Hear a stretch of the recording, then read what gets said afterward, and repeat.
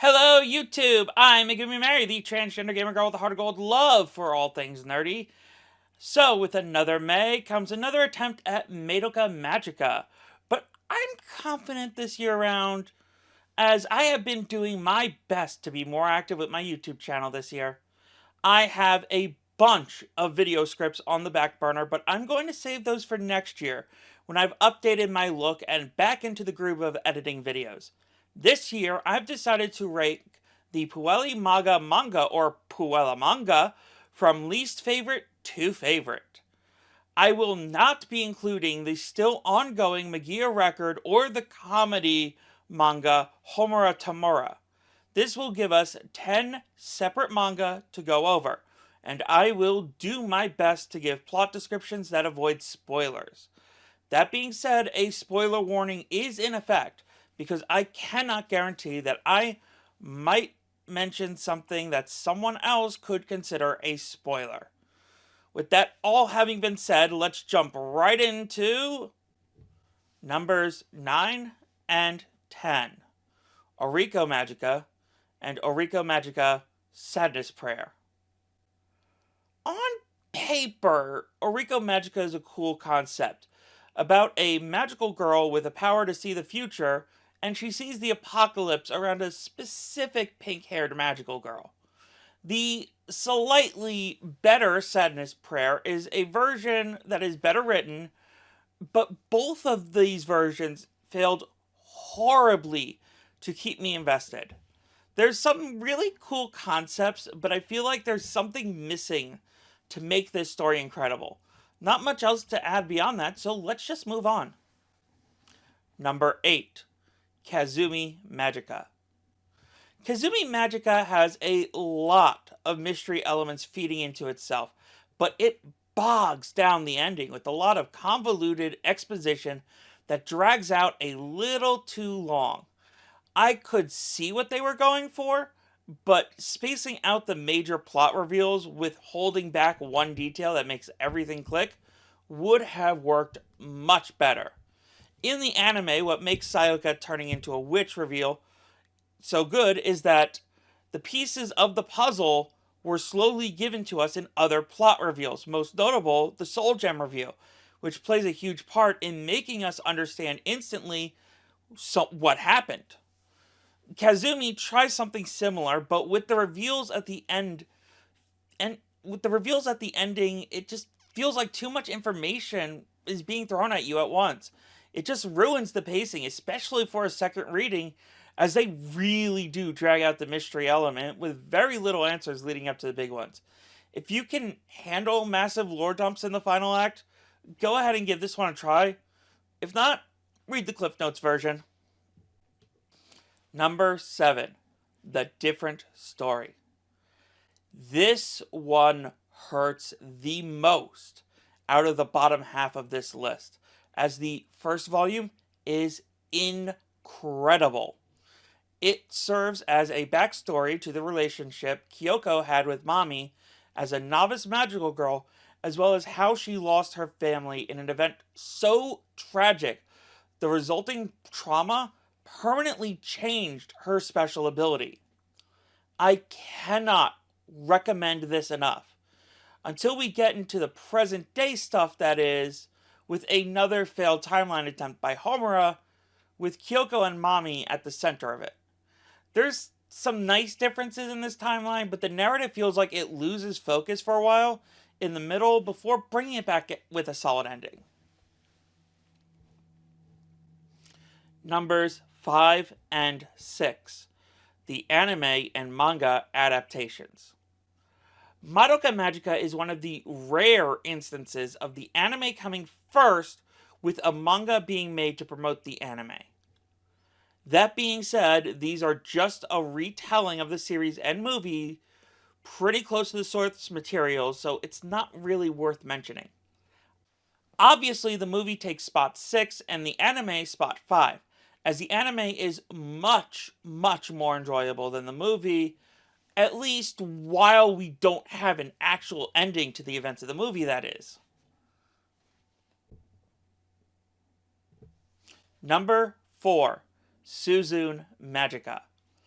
While I am doing my best to avoid spoilers, this is probably where I will have the hardest time, as the plot is pretty basic. Suzune is a magical girl serial killer, killing magical girls before they become witches. The serial killer aspect is done better here than in Oriko Magica, as they make it clear she feels genuinely bad about killing her fellow magical girls, but knows that when they become the witches, they'll cause way more harm. Another aspect I like is this is one of the few examples of one of the main themes present in the Puella Magi series put under the microscope. A lot of pain comes from the wishes made, so Suzune herself has concluded that none of the wishes ended up with net positive results, especially for the one making the wish. This idea is shattered when she meets one girl in particular whose wish not only made her life better, but it was worth whatever cost comes her way. I won't say what it is, as it is a heartwarming surprise, but it shows that not all of these girls have their wishes turned into despair, even before Madoka becomes a god. Number 3, Homura's Revenge. I almost spent $1,000 for the first volume of this 2-volume manga, and I have to say, it would have been worth it. For me personally, at least. But before I placed my eBay order, a local bookshop got a used copy in, and I managed to get it for only $10. I was about to pay 100 times more than what I paid just to have a physical copy of this one manga. Still, this manga is incredible. It is an alternate ending to the anime where Homura travels back in time with Madoka and Kyubey, so both of them retain their memories of the previous timeline. Kyubey needs to find a new way to contract with Madoka, while Madoka is already wise to the usual ploys Kyubey uses. A very fun take on the idea that is worth a read, on a digital ebook format, since you can't get it physical anymore, at least not in the US. Number 2, the Wraith Arc. Oh boy, was this one a long time coming for the US. We only got this adaptation about a year ago, while it was originally released in Japan before the Rebellion movie. It is a very strong look into Homura's mental state going into the events of Rebellion that makes it easier to understand why she did what she did. This is probably one of the most heartbreaking stories in the Puella Magi canon, as Homura goes through so much mental torture leading into the events of Rebellion. And we still don't have a satisfying conclusion to the storyline, because as of this video's release, while Purgasont Rising still doesn't have a release date. Grab your tissues for this one. It's a rough one. Number 1, Tart Magica. Of course, it was Tart Magica in the number 1 spot. Tart Magica is easily the single best manga in this franchise to date, and it needs an anime adaptation yesterday.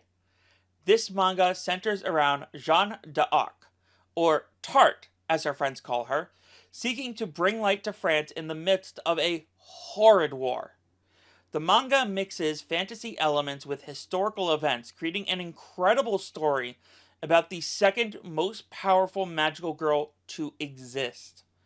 The cast of characters that make up the rest of this story are nothing short of incredible, and this manga is one of the few times we see Kyubey's pure neutral ruling on their actions actually play into the hero's favor.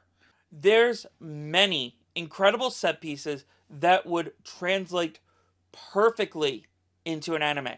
One scene in particular gave me real bone of my sword moment chills that I felt when watching Fate Stay Night Unlimited Blade Works. This is actually the one Puella Magi manga I repurchased as an ebook for my Kindle because I love it so much. I cannot recommend this one more. And there we have it, the Puella Magi manga in order of least favorite to favorite. Would you have placed any of these differently? Do you hate me for not liking Oriko Magica? Tell me in the comments below. As always, I have been Megumi Mary. Thank you all so much for watching, and don't stop being awesome.